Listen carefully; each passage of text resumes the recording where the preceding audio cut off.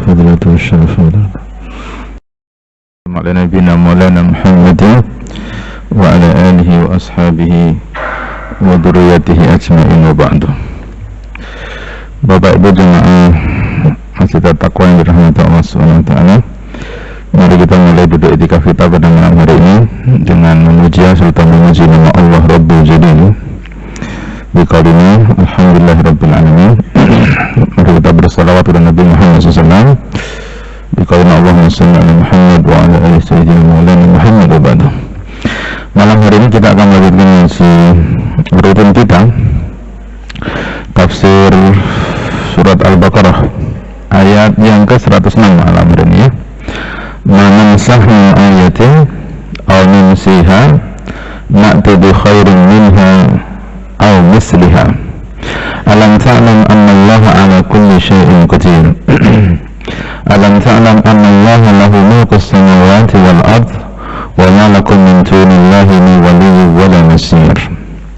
Manansah tidaklah kami menghapus min ayatin dari satu ayat aw nunsiha atau kami melupakannya na'ti bi khairin minha kami akan hadirkan, kami akan datangkan dengan yang lebih baik dari ayat tersebut yang dihapus atau dilupakan aw misliha atau semisalnya. Alam ta'lam annallaha ala kulli syai'in qadir, apakah kamu tidak tahu annallaha ala kulli syai'in sesungguhnya Allah atas segala sesuatu maha kuasa. 107. Apakah kamu tidak mengetahui annallaha sesungguhnya Allah lahu kepunyaan Allah mulkus samawati wal ardi kerajaan yang ada di langit dan di bumi wa malakum dan tidak ada bagi kalian min dunillahi dari selain Allah min waliyin dari penolong pembela wali wal nasir dan tidak ada penolong selain Allah Subhanahu wa taala. Tidak ada wali, tidak ada nasir kecuali Allah Subhanahu wa taala jalla wa ala. Malam hari ini Bapak Ibu kita akan diskusi salah satu tema besar dalam ulumul Quran, namanya nasakh mansukh. Nasakh mansukh ini adalah tema besar, sama dengan amsal, sama dengan muhkam dan mutasyabih, sama dengan apa lagi Bapak Ibu,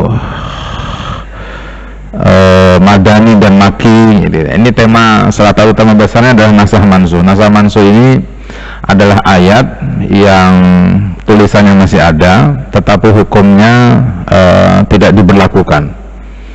Ayatnya masih tertulis tetapi hukumnya tidak lagi dilaksanakan, tidak lagi dikerjakan oleh umat Muhammad SAW. Nah, itu diskusinya malam hari ini. Ibnu Abi Thalhah dan Ibnu Abbas beliau mengatakan bahwa manubaddil min ayah, kami tidak mengganti dari satu ayat, artinya kami tidak pernah menghapus. Makanya tidak pernah mengganti itu artinya ayatnya ada, hukumnya masih berlanjut. Yang dihilangkan apanya nih? Keberuntukannya saja, bahwa ini ayat turun seperti ini, kemudian ada lagi ayat yang baru, lalu ayat yang lama tidak dihapus, tetapi yang masih digunakan adalah ayat yang barunya. Itu nasakh mansukh. Sehingga Ibnu Abbas mengatakan apa? Manubaddil min ayah, kami tidak pernah mengganti satu ayat pun. Imam Mujahid mengatakan ay manamhu min ayah, kami tidak pernah menghapus dari satu ayat. Manamhu manubaddil, dua kalimat yang jelas berbeda. Nubaddil mengganti, namhu menghapus. Jadi yang diganti itu apanya? Hukumnya, ayatnya masih ada. Atau ayatnya masih tertulis, tidak pernah dihapuskan, terus hukumnya yang masih berlaku. Nah, akhirnya disimpulkan kan sama bahwa nasakh mansukh ini adalah salah satu kaidah usuli yang harus dipahami oleh para mustahid ketika mereka hendak menetapkan satu hukum yang ada dalam ajaran agama Islam. Ketika orang ini tidak memahami kaidah nasakh mansukh, maka akan bermasalah ketika dia beristinbat hukum, menetapkan satu hukum, dia menggunakan ayat sementara ayatnya sudah terhapus, yang dipakai malah sudah yang belum terhapus atau sebaliknya. Begitu. Jadi akan mengganggu keabsahan istinbat hukum yang akan dikerjakan oleh seorang mujtahid tersebut. Sehingga salah satu syaratnya mujtahid itu harus menguasai betul tentang qawaid usuliyah, qawaid fiqhiyah dan seterusnya. Itu wajib dia kuasai betul. Nah, di kita ini agak jarang mungkin ya, atau nyaris tidak ada masjid yang mengkaji tentang usul fikih misalnya. Agak jarang itu.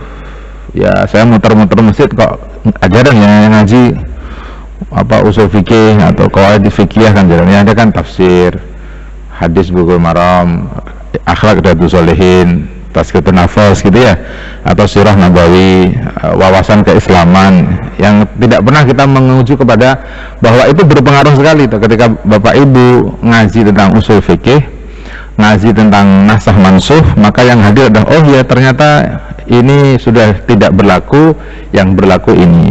Wah, ini sudah dihapuskan, yang sekarang yang berlaku seperti itulah usul fikih. Nah, karena kita ngaji tafsir, Bapak Ibu disuruh mengetahui secara umumnya apa hikmah dibalik nasakh dan mansukh tersebut. Kemudian ada lagi pendapatnya sahabat Mujahid ya, seorang tabi'in, dia mengatakan qala nusabbitu hadduha wa nubaddil hukmuha. Jadi manansah itu maknanya kata Mujahid adalah nusabbit hadduha, kami masih tetapkan tulisannya tetapi kami ganti hukumnya.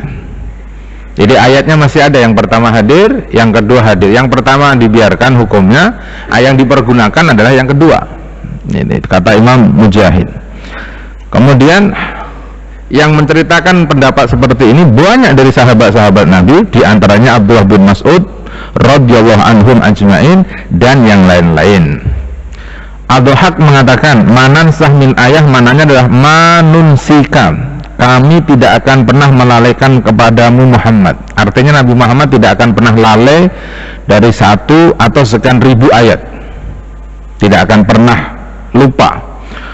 Kemudian fama natruka minal Quran, manansah, kami tidak akan pernah meninggalkan sedikit pun dari Al-Quran. Artinya nasakh mansukh ini mengabarkan kepada Bapak Ibu, Al-Quran itu diturunkan sudah sempurna, tidak ada yang terlupakan. Jadi kalau hari ini ada orang yang bertanya, ada nggak hukum dalam Al-Quran masalah yang kekinian, sebutlah kontemporer gitu ya, ya jawabannya pasti ada. Dari mana kita mengatakannya ada? Karena semua semangat hukum dalam Islam itu pasti dari Al-Quran, digali, dipahami, dikeluarkan oleh para pakar, akhirnya hadirlah hukum kontemporer. Kalau jawabannya tekstual, ya tidak mungkin ada, karena kasus yang hari ini ada pada saat hadir waktu itu belum ada. Sehingga Al-Quran itu hadir adalah untuk menjawab semua problematika umat yang muncul dari zaman dulu sampai nanti hari kiamat. Nah, itulah salah satu letak kemukjizatannya Al-Quran. Sehingga manansah itu apa? Kami tidak akan pernah meninggalkan kekurangan sedikit pun di dalam Al-Quran. Artinya apa? Justru nasakh mansukh ini adalah bagian dari kesempurnaan, tapi bukan model penghapusan, penggantian, diganti sesuai dengan selera kelompok tertentu. Kalau dalam bahasa kitab Injil Taurat itu ada perjanjian lama sama baru, sehingga mereka menggunakan bahasa tahrif, tabdil, takhlid, ya, jadi pemaksaan, pergantian, perubahan, terus dimodifikasi kitab sucinya maksudnya. Al-Quran tidak bisa seperti itu. Nasakh mansukh ini nggak sama dengan penggantian, karena yang menurunkan Allah, yang mencabut juga Allah. Tapi kalau perjanjian lama, perjanjian baru tidak seperti itu. Tokoh agamawan yang generasi awal sama generasi barunya tidak sama, jadi beda jauh Bapak Ibu ya. Nah, itulah nasakh mansukh. Kemudian Ibnu Abi Hatim, beliau pernah meriwayatkan, yakni qabattuha wa rafa'uha, kami mencabutnya, kami mengangkatnya, mislu qalihi ta'ala, sebagaimana firman Allah, as-saykhu was-sayhatu idza zanaya farjumuhuma albattah. Wa qalu law kana libni adama wadiyan min dhahabin labdagha lahuma salisan. Andai kata anak Adam memiliki dua lembah gunung yang terbuat dari emas, misalnya anak Adam itu akan mencari yang ketiga kalinya. Lah kalimat-kalimat seperti ini artinya adalah diangkat hukumnya, diangkat statusnya agar mendapatkan yang lebih baik. Sehingga Ibnu Jarir menyimpulkan, manantarku min hukmin ayah ila ghairihi, kami tidak pernah merubah, tidak pernah mengganti dari satu hukum ayat kepada yang lainnya. Wa nubaddiluhu wa nughayyiruhu, maka lalu kami menggantinya dan merubahnya dengan yang lebih baik. Wadhalika annahula al-halala haraman. Oleh karenanya kami mengatakan yang namanya nasahnya adalah halal haram atau haram menjadi halal, mubah yang membahayakan, wala yakunu dzalika illa fil amri wan nahi. Yang namanya nasah mansuh ini tidak berlaku kecuali di dalam urusan perintah dan larangan. Jadi kalau bicaranya halal haram itu sudah nggak ada masuk, jelas semuanya sudah. Tapi kalau urusan perintah, awalnya disuruh A, lalu disuruh B. Yang paling terkenal apa Bapak Ibu? Perpindahan Ka'bah. Itu kan ayat nasah mansuh yang paling terkenal. Awalnya Nabi sholat ke Baitul Maqdis 11 bulan lebih 10 hari, wa firiatin 11 lebih dari 9 hari. Ada lagi riwayat mengatakan 9 bulan lebihnya 10 hari. Ayat itu perdebatan lah ya jumlah bulannya. Tapi yang pasti Nabi pernah sholat menghadap ke Baitul Maqdis. Kemudian beliau SAW diperintahkan oleh Allah SWT berpindah dari Baitul Maqdis menghadap ke Masjidil Haram. Itu perpindahan. Ayatnya masih ada, ditulis di situ bahwa Nabi sholat ke Baitul Maqdis, perpindahannya waktu sholat asar misalnya. Itu kalau hari ini kita pergi ke Madinah diabadikan di dalam Masjid Qiblatain. Kalau Bapak Ibu habis datang dari Uhud lalu berkunjung ke Perang Khandaq, Parit, tetangganya itu ada namanya Masjid Qiblatain. Karena Masjid Qiblatain ini dulu terakhir 2008 itu masih boleh ya dijadikan wisata oleh Saudi, tapi kemudian dilarang. Hari ini tidak boleh ada orang berkunjung ke Masjid Qiblatain. Alasannya karena tidak ada hadisnya datang ke Masjid Qiblatain. Yang boleh dikunjungi itu cuma Uhud aja. Kalau Uhud itu bagian karena Nabi sering datang ke Uhud dengan naik onta atau jalan kaki. Akhirnya Qiblatain dilarang. Kalau ada bis yang berani city tour ke Qiblatain kena denda itu bisa 3 sampai 5.000 real itu, lumayan loh dendanya itu. Sehingga banyak yang takut. Coba Bapak terakhir pergi umrah tahun berapa? Misalnya tahun 2015, nggak mungkin ke Qiblatain pakai bis ya. Nggak mungkin pakai ke Qiblatain karena dendanya besar sekali itu. Nah, Qiblatain itu ditulis di sana ayat yang ke timur, di sini yang ke barat. Nabi dulu pernah ngadapnya ke sana, lalu Nabi pernah ngadapnya ke sini. Nah, yang dipakai hari ini itu yang ke Masjidil Haram. Itu nasah mansuh. Awalnya ngadap ke timur, dirubah ngadap ke barat. Nah, itu nasah mansuh yang ada dalam Al-Quran. Lalu wanahi dan larangan. Misalnya larangan apa Bapak Ibu? Larangan puasa yang Bapak Ibu kalau berbuka puasa itu tadinya boleh milih salah satu. Kalau sudah minum doang habis maghrib, nanti habis sholat isya tidak boleh minum, tidak boleh makan, tidak boleh tidur. Awalnya begitu kan? Akhirnya dihapuskan dengan ayat yang berbunyi ukhilla lakum lailatas siyamir rafasu ila nisaikum, sampai akhir ayat itu wa kulu washrabu hatta yatabayyana. Itu kan kalimatnya kan, dan kamu makan dan minumlah sampai jelas benang hitam dari benang putih. Artinya hukumnya puasanya sahabat-sahabat Nabi Muhammad yang pada waktu itu mereka ada aturan, ada hukum gitu, ada larangan tidak boleh tidur sebelum berbuka puasa. Kalau sudah tidur tidak boleh berbuka lagi sampai hari berikutnya, kan dihapuskan itu.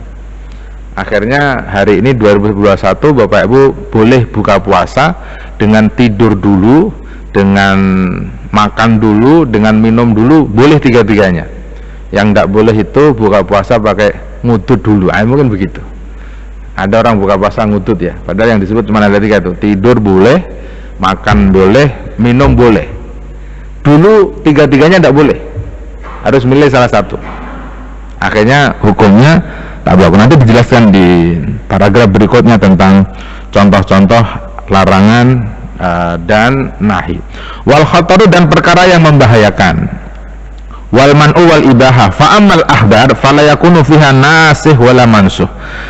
Kalau masalah kabar Bapak Ibu, data sejarah ya, berita-berita hari kiamat dan seterusnya, maka tidak ada hukum nasah mansuh di situ juga. Wa aslu nasah minasil kitabi. Asalnya hukum nasah ini adanya adalah nasah dari Al-Qur'an.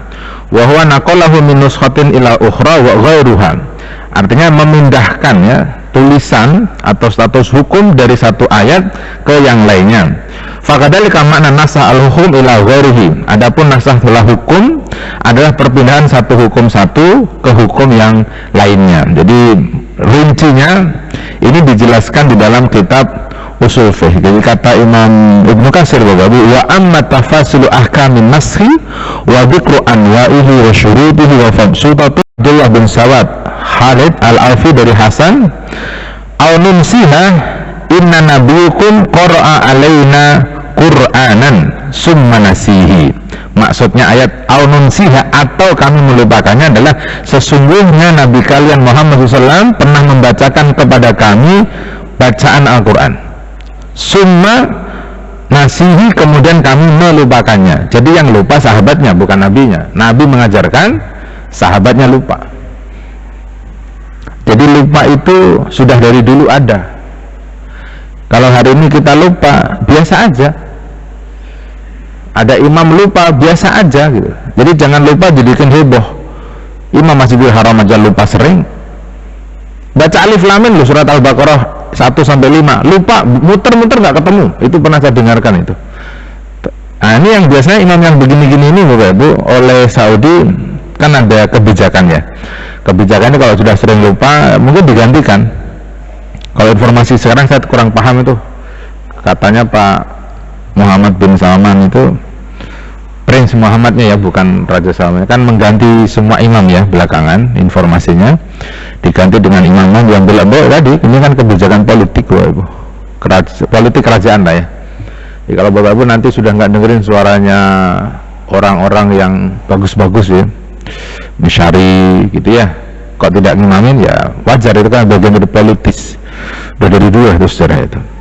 Nah, di Indonesia ini kadang-kadang suka jadi masalah, imam lupa dicatat, dibahas. Yang bahasnya DKM, wah DKM kurang puas, naik ketua yayasan, pembina, SK keluar. Imam kok sering lupa, ganti aja yang nggak lupa-lupa. Ya nggak bisa lah Bapak Ibu, yang lupa itu takdir kok. Jadi kalau ada imam lupa itu kita maklumi, bukan disalahkan. Ya jangankan imam Bapak Ibu, kita kan sering lupa juga kan ya. Kita kalau lupa nggak ada hukumannya dah. Bapak Ibu lupa itu nggak ada hukumannya. Makan lupa nggak apa-apa, sholat lupa nggak apa-apa, sholat waktu ingat kan gitu ya. Jadi kalau lupa jangan dihukumi gitu, karena lupa itu bagian dari ya takdir lah, takdir yang diberikan oleh Allah Subhanahu Wa Taala. Kasihan. Tapi kalau sering lupa memang namanya sengaja ya. Imamin 7 kali, lupa 7 kali, oh berarti sengaja itu. Berarti boleh dibahas kalau begitu. Tapi kalau setahun ngimamin 5 waktu, lupa 1 kali, ya wajar. Kalau nggak pernah lupa malah dipertanyakan itu. Nah, saran saya kalau ada imam sholat lupa, itu terus habis sholat didatengin, Ustaz lagi pusing apa gitu. Jangan-jangan ada masalah beliau itu, lagi pusing, saya mikirin istri sakit, anak sakit, mau berobat, duit nggak ada, kasih duit, udah begitu aja, selesai kan itu. Jangan malah dibahas, dirapatin. Udah imam 10 tahun nggak pernah salah, lupa sekali dibahas lagi. Tawan punya masalah, kan boleh punya masalah kan? Masa nggak boleh punya masalah? Dan ya seperti itu kan bisa terjadi kepada siapapun. Kan boleh kan Bapak Ibu, lupa itu boleh. Baik, ya. Kemudian bawahnya Ibnu Abbas mengatakan, "Kana mimma yanzilu ala Nabi sallallahu alaihi wasallam al-wahyu bil-lail wa yansahu bin-nahari. Fa anzalallahu ta'ala azza wa jalla ma nansah min ayatin aw nunsa na'ti bi khairin minha aw misliha." Kata Ibnu Abbas, Nabi sallallahu alaihi wasallam pernah diturunkan wahyu pada waktu malam hari, lalu beliau melupakannya atau lalai lupa pada waktu siang harinya. Maka Allah menurunkan ayat ini, manan sah min ayatin aw nunsiha na'ti bi khairin minha aw misliha. Jadi yang paling penting itu sebenarnya belakangnya, Pak Ibu. Kalau ini ada ayat yang dilupakan, Nabi lupa atau Nabi mengerjakannya keberatan, kesulitan, undang-undangnya itu yang belakangnya, na'ti bi khairin minha. Allah itu akan mendatangkan yang lebih baik, minimal sama. Jadi tidak ada lebih jelek, lebih sulit, kan itu ayatnya kan. Jadi selalu berbunyi na'ti bi khairim minha.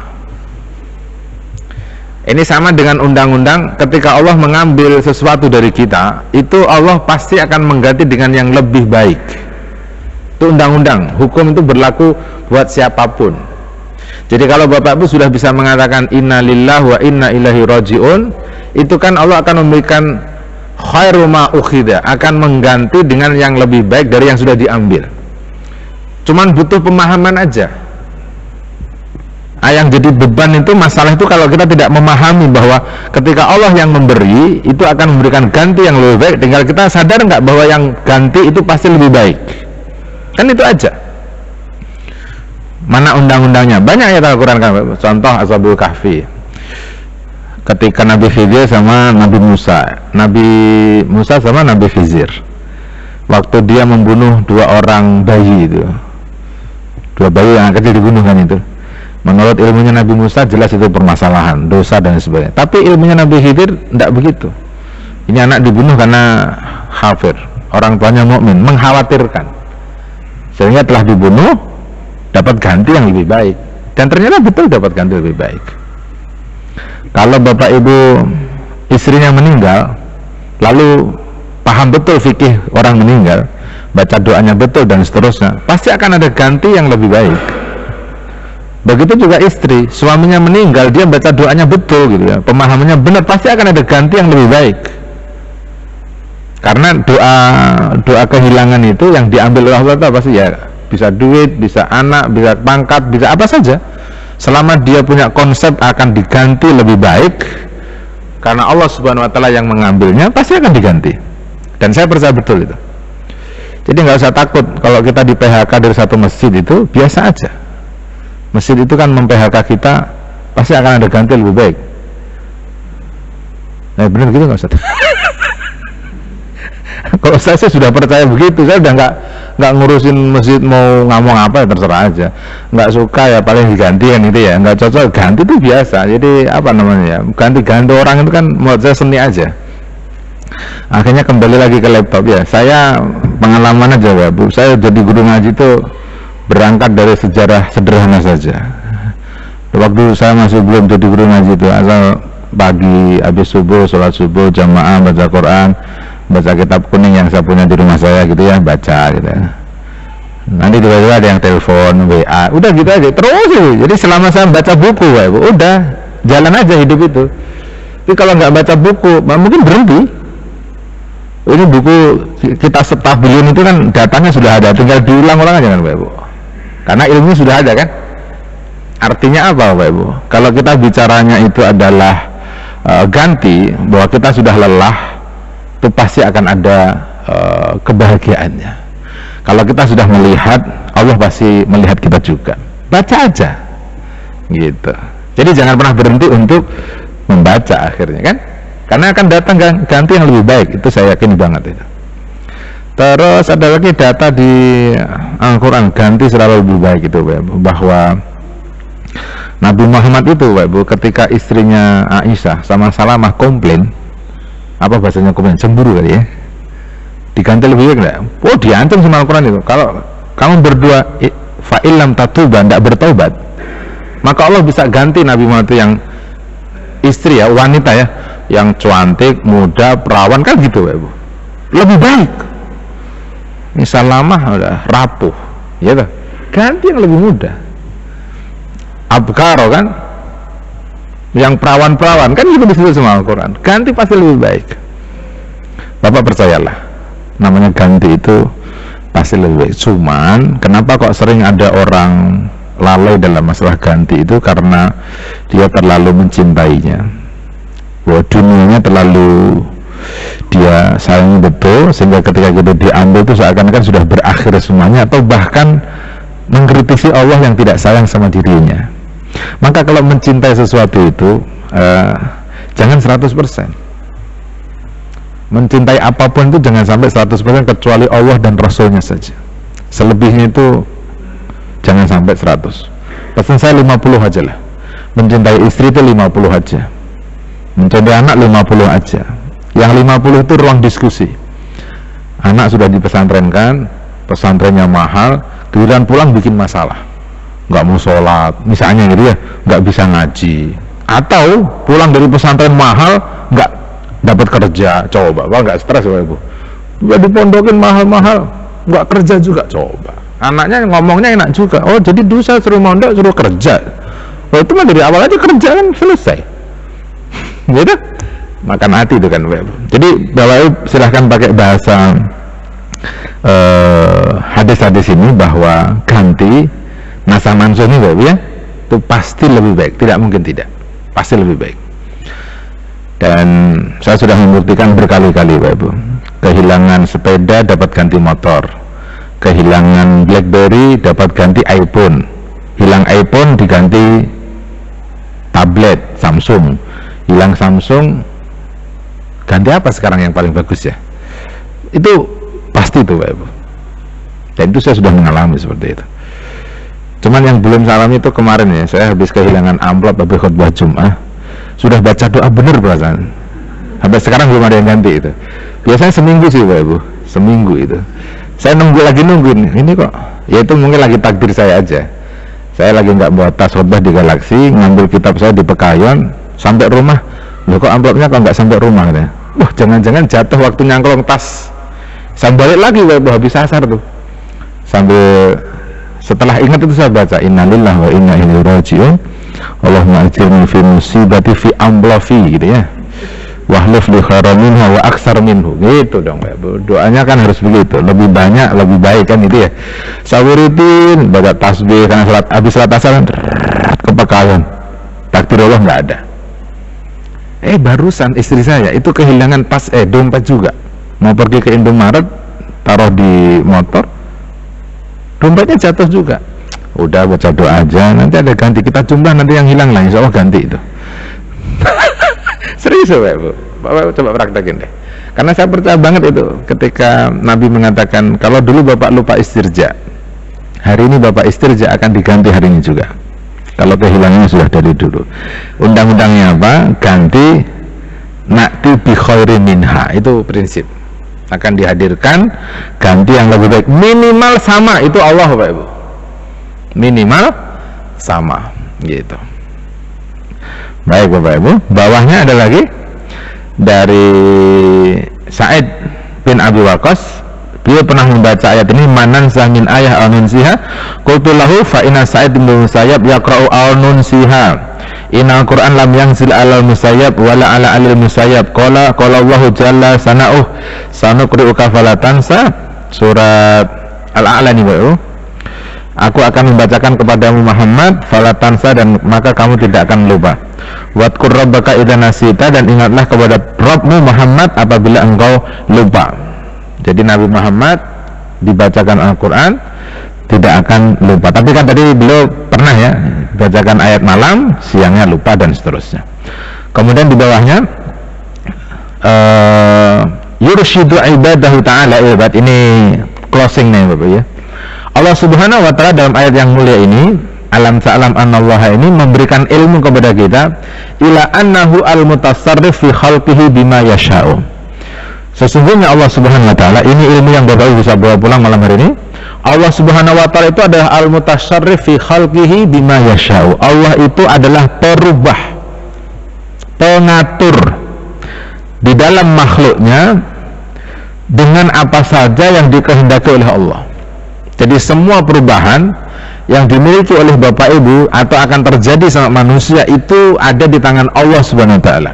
Ayatnya mau bagaimana, bunyinya seperti apa, hukumnya seperti apa, itu punya Allah Subhanahu wa taala. Bapak cuma disuruh mengerjakan, Allah yang kasih penilaian. Mentaati, Allah yang akan ngasih pahalanya. Udah begitu. Karena Allah mutasyarifnya. Karena Allah itu pengatur dan perubahnya. Mutasyarif itu, bima yasha'u. Falahu al-khalqu wal amr wa huwa al-mutasyarif. Maka bagi Allah itu yang menciptakan dan yang menyuruh. Dialah Allah yang maha merubah. Fakama khalaqahum kama yasha'u wa yus'itu man yasha'u wa yaski man yasha'u wa yasikhu man yasha'u wa yumarrid man yasha'u. Allah Subhanahu wa taala jalla wa ala menciptakan semua makhluknya itu sesuai dengan kehendaknya. Bapak tengok aja dari ujung sampai ujung. Ini kan semuanya diciptakan oleh kehendaknya Allah dan berbeda. Beda duduknya, beda wajahnya, beda rambutnya, beda kulitnya, beda kesukaannya. Ini kalau semuanya sukanya soto, kasihan tukang nasi uduk. Semuanya suka nasi uduk, kasihan pecel Madiun pagi-pagi, ya. Akhirnya dibikin beda. Itulah yasha'u. Yasha'u, Allah itu mutasyarif. Kenapa kok beda-beda sukaannya? Ya mungkin memang lidahnya ini dibikin oleh Allah beda. Akhirnya karena beda itu adalah dari Allah mutasyarifnya, pengaturnya, pemberinya, kita disuruh mengembalikannya kepada Allah. Yang suka soto, nasi uduk, pecel Madiun, ending akhirnya sama. Habis makan glegeen, alhamdulillah, sama. Yang beda itu kalau sudah habis makan tiga-tiganya nggak baca alhamdulillah, baru beda itu. Itulah Allah Subhanahu wa taala. Wa yus'id man yasha. Allah itu akan meninggikan siapa saja yang Dia kehendaki. Wa yaski man yasha'u, dan Allah akan menyusahkan siapa saja yang dikehendaki. Jadi Allah mau bikin ayatnya kayak apa? Terserah Allah, Allah mutasyarifnya. Nah, ternyata nasah mansuh ini kembali ke dunia tafsir. Kan ada yang menjadikan alat untuk mengkritisi Al-Qur'an. Al-Qur'an itu nggak konsisten. Al-Quran itu nggak seperti apa yang digaungkan oleh para pakar Islam. Nyatanya ada nasah mansuh, ada pergantian, ada perubahan. Nah, itu yang memang mau sakit hatinya. Pakar-pakar pekaji Al-Quran yang agak iri kan ngajinya dari situ, memotretnya. Nasah mansuh dijadikan sampel untuk mengkritisi ketidakvalidan, ketidakbenaran tentang Al-Quran. Kok ada yang dihapus, ada yang ditukar. Berarti Allahnya tidak konsisten tuh. Allah dikritisi gitu, gila nggak tuh? Ini yang dimaksud oleh Ibnu Katsir itu. Jadi lewat ayat ini, pendek sependek ini babnya, itu Allah bisa menjadikan orang itu hebat, bisa menjadikan orang itu menderita ketika dia keliru keimanannya, lalu mengkritisi berlebihan tentang Allah Subhanahu wa taala, bahkan metodologinya dan lain sebagainya. Bisa juga dari ayat ini, yasikhu man yasha'u wa yumarrid man yasha'u. Allah akan mensehatkan siapa saja yang dikehendaki, dan Allah akan membuat sakit siapa saja yang Dia kehendaki. Kan nggak ada yang tahu tuh, Bapak Ibu. Itulah namanya mutasyarif. Cuma kemarin saya baca tafsir surat Al-Mulk sedikit, yang pertamanya itu. Jadi kan tabarakallazi biyadihil mulku itu, biyadihil mulku itu kan maknanya di tangan Allah lah semua kepemilikan, semua kerajaan, semua kemampuan, semua kekuasaan itu milik Allah. Apa kata kalimatnya? Allah itu al-mutasyarrif ala jami'i khalqih. Allah itu yang mengatur, merubah semua makhluknya. Hari ini sakit, besok sembuh. Hari ini sembuh, besok sakit. Hari ini miskin, besok kaya. Hari ini cakep, besok jelek. Itu Allah Subhanahu wa taala. Tidak bisa dikarang, nggak bisa. Akhirnya kita disuruh serius ketika berdiskusi, ketika mendekatkan diri kepada kenikmatan itu. Karena Allah semuanya, Bapak Ibu. Jadi Bapak Ibu silahkan olahraga, tapi jangan lupa olahraga itu bukan SK untuk Bapak Ibu pasti sehat, bukan. Bisa jadi olahraga adalah berakhir kehidupan kita, gitu. Olahraga itu ya sunnah. Yang wajib itu rapi kan, Bapak Ibu. Olahraga secukupnya, makan secukupnya, itu yang wajib tuh, Bapak Ibu. Tapi olahraganya itu sunnah saja. Jadi sakit, sehat, wa yuwaffiq man yasha'u wa yuhaddil man yasha'u. Allah itu akan mendampingi siapa yang dia kehendaki dan menghinakan siapa yang dikehendaki. Kadzalika yahkum fi ibadihi bima yasha. Begitu juga Allah Subhanahu wa taala akan menetapkan hukum kepada hamba-hambanya sesuai dengan kehendaknya Allah. Bapak senang ya begini, enggak senang ya begini. Memang kalau pakai logika itu, Pak Ibu, sholat duhur itu harusnya yang 2 rakaat itu zuhur, Pak Ibu. Ini logika ya. Karena duhur capek ya, Pak Ibu. Malah 4. Sholat sunnahnya toh paling banyak duhur, Pak Ibu. Rawatibnya itu bisa 12, bisa 14, bisa 16 rakaat, Pak Ibu. Bisa 8, bisa 6, bisa 4. Ya paling pelit ya 4 lah. 2 sebelum, 2 sesudah kan gitu ya. Kenapa kok di duhur gitu? Bapak Ibu justru mengembalikan kepada Allah itu. Memang Allah maunya begini, udah. Jangan malah dibalik. Subuh yang kita masih kuat, malah cuma 2. Harusnya subuh yang 4. Terus bacanya panjang kan, keren tuh ya. Ini kalau orang nggak sadar bahwa ini adalah yasha'u, hukumnya ditetapkan oleh Allah, maka dia akan sengsara, Bapak Ibu. Sudah azan ya? Hah? Azan dulu kali ya. Biasanya azan dulu kan? Silakan azan dulu.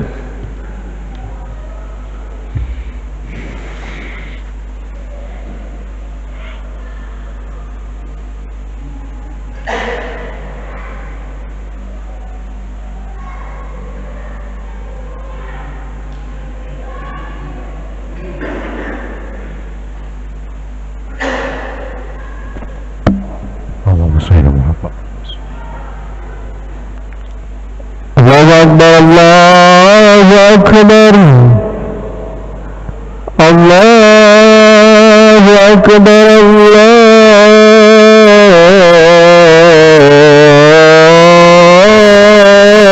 Allahu Akbar. Asyhadu an la ilaha illallah.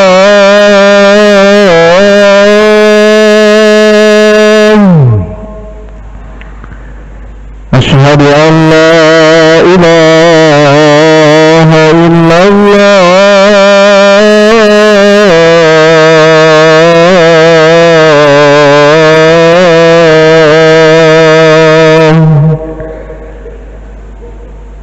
Asyhadu anna Muhammadar Rasulullah.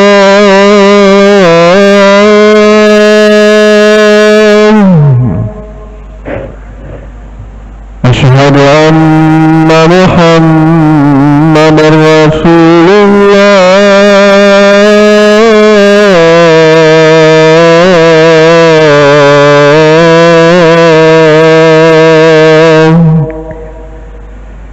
Hayya 'alas shalah.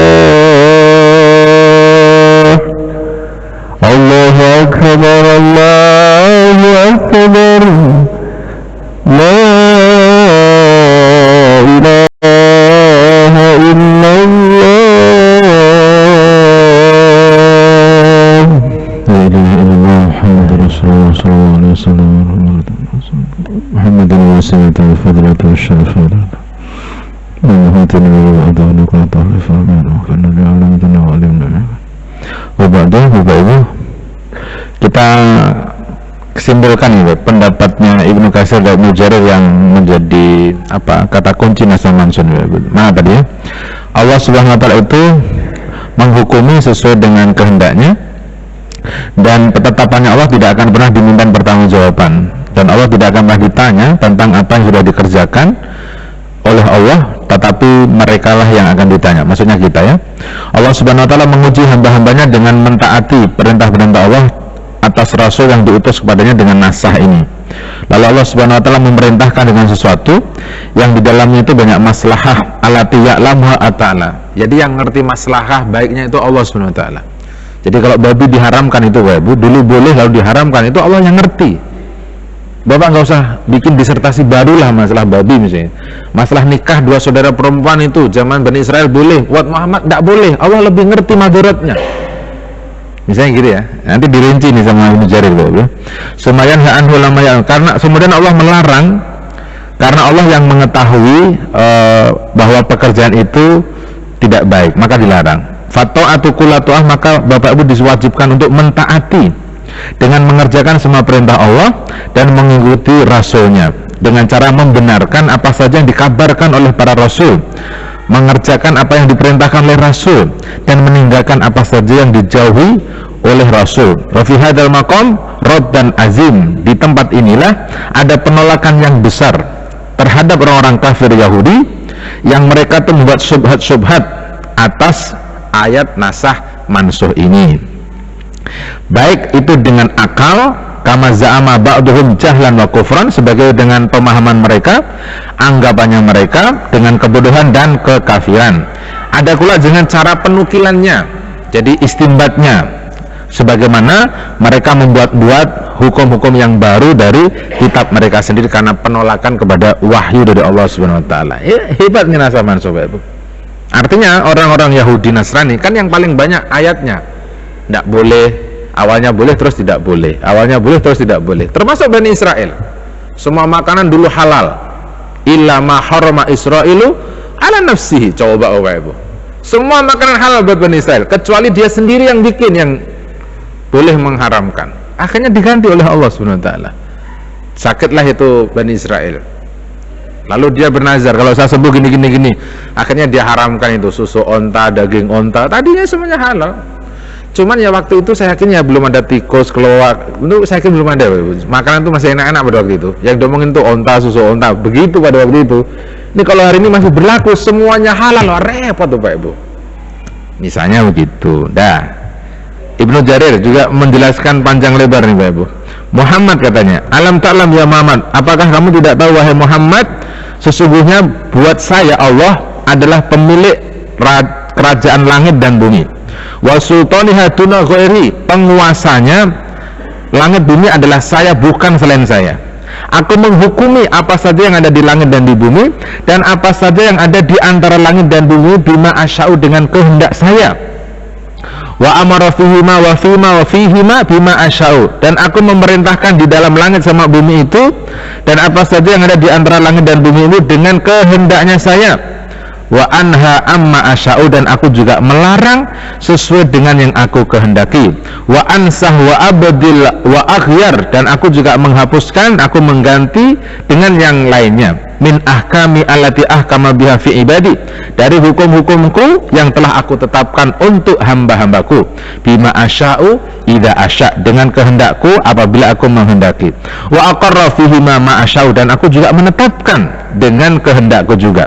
Kemudian Allah Subhanahu wa taala mengabarkan kepada Nabi wa hadzal khabar wa in kana khitaban min Allah taala li nabihi ala wajhil khabar an azamatihi ala tahdibihi. Walaupun kabar ini untuk Nabi Muhammad, sebenarnya ayat ini adalah menjawab kebohongan orang-orang Yahudi alladzi ankaru nashu ahkamit Taurat, yang mereka mengingkari penghapusan hukum-hukum Taurat.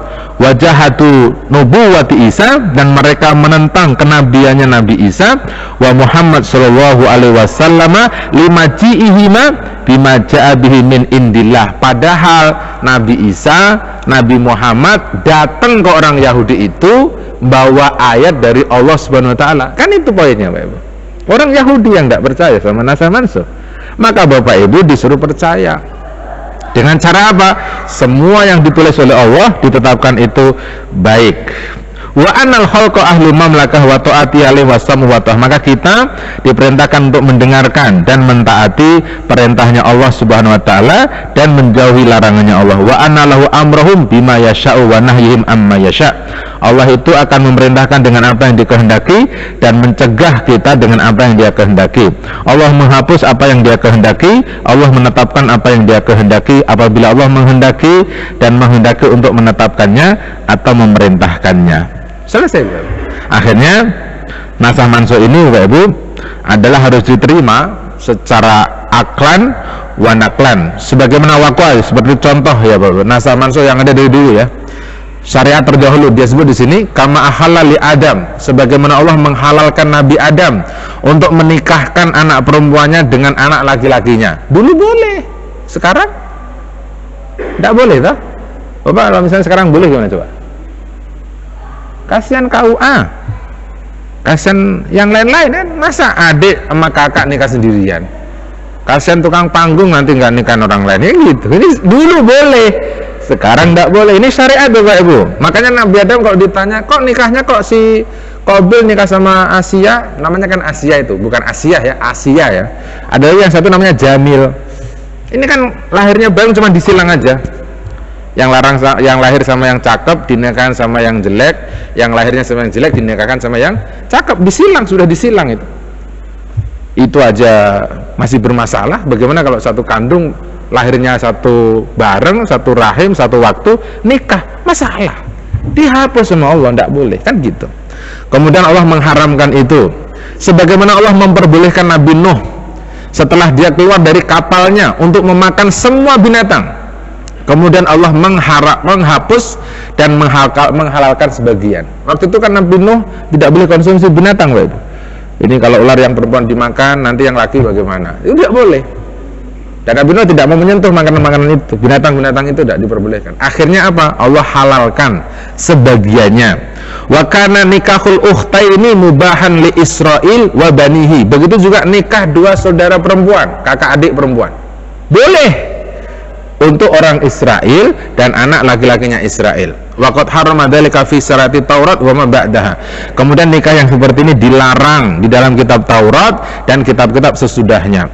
Wa amara Ibrahim alaihi salatu wasallam bidzabhi waladihi summa nasahu qabla al-fi'l. Kemudian ada lagi contoh, Allah nyuruh Nabi Ibrahim memotong anaknya, kemudian dihapus hukumnya memotong anak sebelum dikerjakan, diganti dengan motong kambing. Itu kan nasakh mansukh. Ya tahu Bapak Ibu. Wa amara jumhur Bani Israil biqatli min abdil ajal minhum summa rafa'anhum al-qatlu kilan sata'su al-qatl wa asbah kasira yatul dikruha wa hum ya'tarifuna bidzalik wa yusdifuna amma yujab. Contoh-contoh yang seperti ini banyak sekali. Esensinya apa? Yang ngerti haram, halal, baik, buruk, manfaat, tidak manfaat itu Allah Subhanahu wa taala. Jadi jangan memaksakan diri. Kalau nikah, kenapa sampai hari ini kita malah kan disandurkan kalau nikah itu sama yang jauh-jauh. Bapak orang Jawa nikah sama orang Betawi boleh, Betawi nikah sama orang Batak boleh, orang Batak nikah sama orang Padang boleh. Kalau Jawa sama Jawa itu mungkin terlalu bagus, jangan. Katanya begitu Bapak ya. Alhamdulillah saya nikah sama orang Betawi Pak Ibu. Karena dulu saya kalau di Jawa nggak ada yang senang sama saya bingung tuh. Akhirnya saya nggak nikah sama orang kampung saya. Karena mungkin orang kampung saya ngeliatin masa depannya Mariono itu ruwet. Mungkin nggak ada yang senang sama saya waktu itu. Dia saya pergi ke Bagasi ternyata bersinar, masuk ke kampus bersinar, nikah sama orang Jakarta Pak Ibu. Enak kan Pak Ibu, daripada nikah di tempat kita memang nggak ada. Jangan-jangan Bapak Ibu juga sama dengan saya, cuman Bapak nggak ada panggungnya untuk ngomong aja ya dah. Bapak orang mana nikah sama orang mana, tinggal di mana, ya dah? Itu kan berkah dari nasakh mansukh gitu. Maka ujung akhirnya Bapak Ibu disuruh menerima nasakh mansukh ini dengan keimanan, dengan ilmu, dengan keyakinan bahwa nasakh mansukh ini disepakati ya oleh Ibnu Katsir. Beliau menyimpulkan orang Islam semuanya sepakat menerima diperbolehkannya nasakh mansukh. Yang nolak itu cuma orang Yahud dan Nasrani saja, dan orang-orang yang menentang, artinya satu PT dengan mereka lah gitu. Terima kasih banyak Bapak Ibu, semoga ada manfaatnya. Oh iya, saya karena ngaji tafsir di sini, ini bukunya sudah jadi. Saya kasih buat Masjid At-Taqwa karena kita ngaji tafsir. Judulnya Hermeneutika Asyokani, Analisis Aspek Eskatologi dalam Tafsir Fathul Qadir. Ini disertasi yang kemudian kita cetak. Semoga menjadi tambahan khazanah keilmuan di Masjid At-Taqwa ya. Kalau Bapak Ibu baca ini tidak paham, ya silahkan kuliah S3 dulu jurusannya tafsir hadis, kira-kira begitu. Yang pasti ini sudah diwisudakan, sudah diuji oleh 6 profesor yang waktu promosi, dan sudah dinobatkan dan lulus dengan predikat kumla BW 3,78. Ya alhamdulillah lah Bapak Ibu, pokoknya ulun sudah ngasih apresiasi seperti itu. Bapak Ibu mau bagaimana, ya saya kembalikan sama Bapak Ibu. Subhanakallahumma bihamdika asyhadu an la ilaha illa anta astaghfiruka wa atubu ilaik. Saya biasanya kalau ngasih buku ini saya minta difoto buat kenang-kenangan. Ada fotonya nggak ya? Yang nerima boleh imamnya aja lah. Imamnya kan hafid Quran 30 juz. Lumayan ini Bapak Ibu kalau dibeli.